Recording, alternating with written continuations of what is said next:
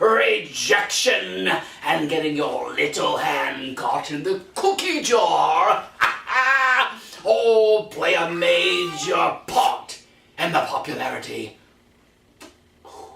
of this show. Today we're going to chat about a political fraternity called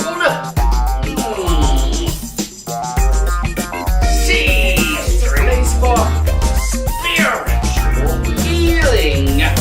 It's a haven where one works very closely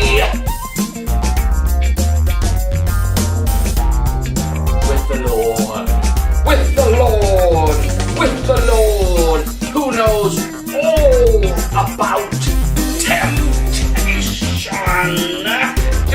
Its existence, you might say, has been forced upon men as a direct result of the idiocy of women! And other segments of the population felt the need to infiltrate every nook and cranny where they weren't justifiably welcome. You know, men need a place to air out their prejudices. Men need a place where they can talk freely about sex and dalliance.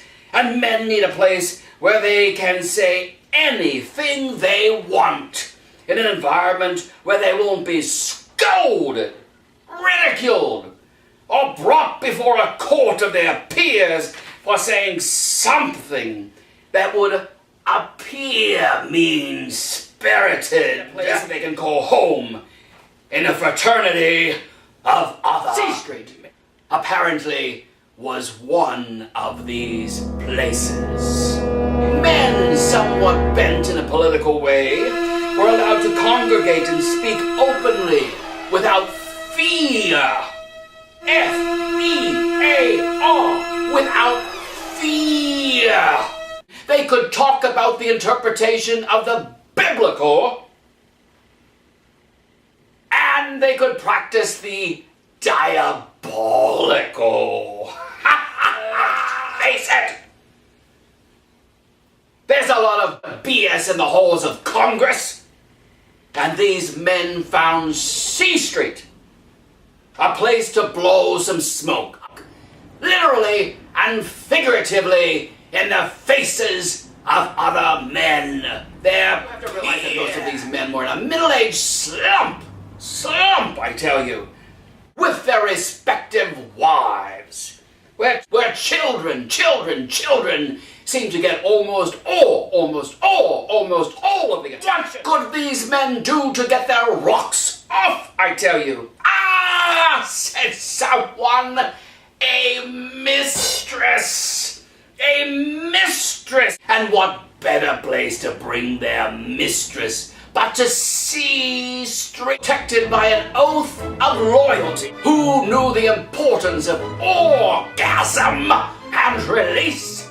They learned this from Bill, not to get your blowjobs on government property. It is widely understood that prayer meetings in this particular place were conducted, and there was much kneeling afforded those who inhabited C Street. Congressmen currently live, but approved visitors are welcome, providing they abide by the code of God created gravity and allowed zippers to go south. It's natural. What is unnatural is to deny that such feelings, Rush LIPSbaugh, contend that C Street exists for the betterment of mankind. Idiots, I tell you, like Governor Sanford, have tarnished C Street's reputation. He not only couldn't control his zipper, but his recent case of diarrhea of the mouth about his affair with an Argentinian chick caused Webster's to redefine the word stupidity. Men in the United States and around the world are entitled to a sanctuary that will assist them in their daily struggles. Nobody needs to interfere with these practices of common peer worship. Let those who have never sinned throw the first stone. I tell you, let those who have never sinned throw the first stone. Let those who have never felt the urge cast the first verbal onslaught against them. Let those who have never felt the tug of gravity on a zipper be the first to question the Lord's intent. I tell you, it's natural. It's natural. Let these men congregate at their designated sanctuary, and let no one be the wiser. Different than when the Kennedy boys frolicked with M, is it? The only difference there was that the news reporters at the time deferred and respected their needs. It didn't interfere with the way they ran the country. In many situations, they were less distracted, I tell you, since their needs were met. In conclusion, C Street serves a divine purpose that is in the government's best interest, and those who have no entrance rights to such a sanctuary should stay the hell away and mind their own business. And that's what Rush LIPSbaugh has to say today.